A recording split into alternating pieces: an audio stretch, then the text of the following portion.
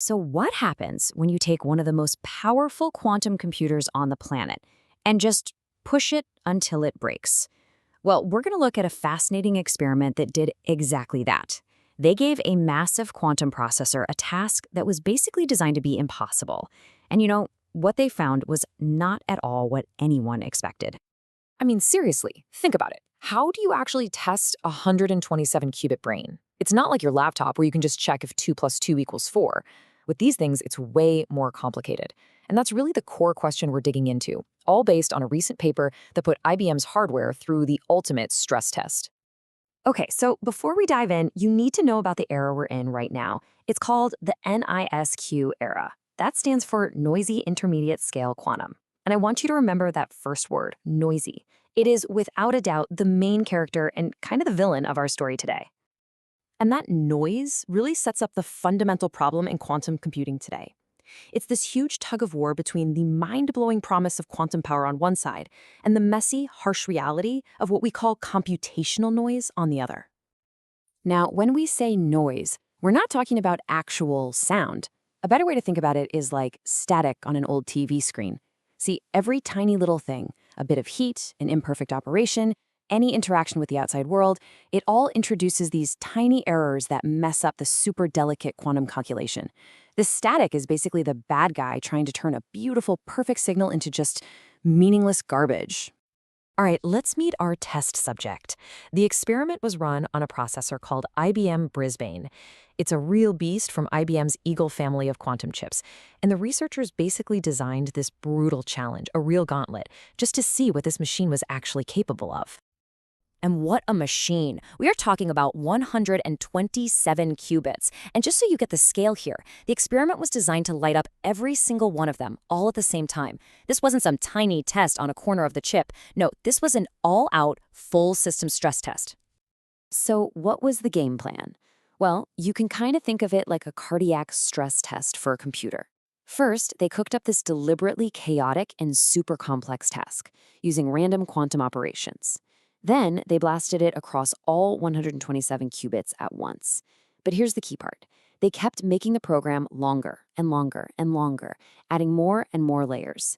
The whole point was to measure the output and find that exact moment where the signal just gets totally lost in all that noise.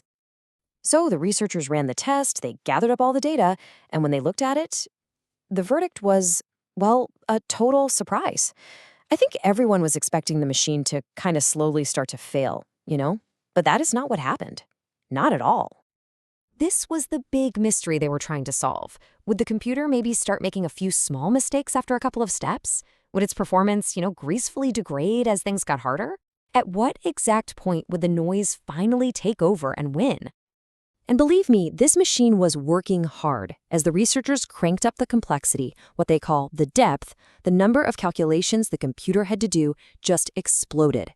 It went from about 550 operations all the way up to over 11,000.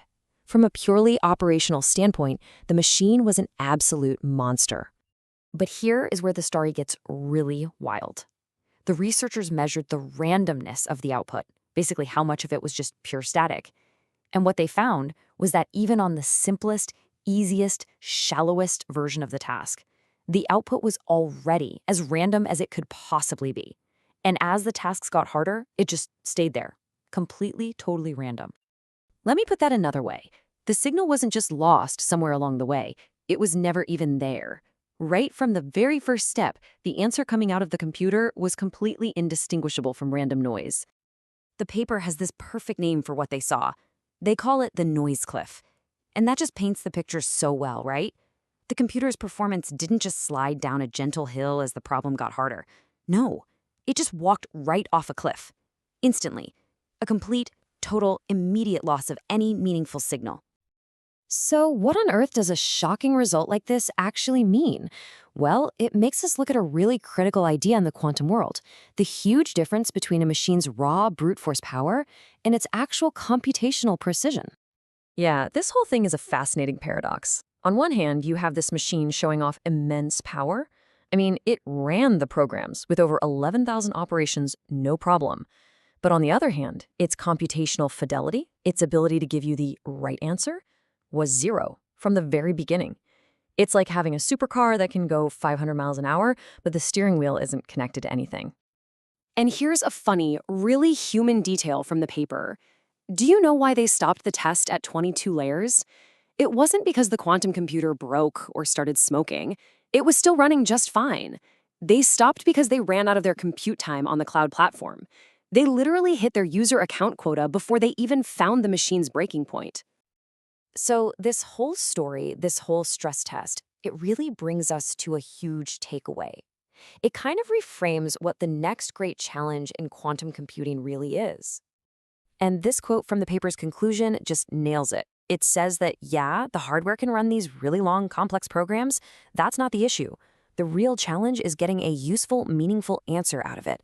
And to do that, they say, we need a laser focus on finding ways to fight back against all that noise.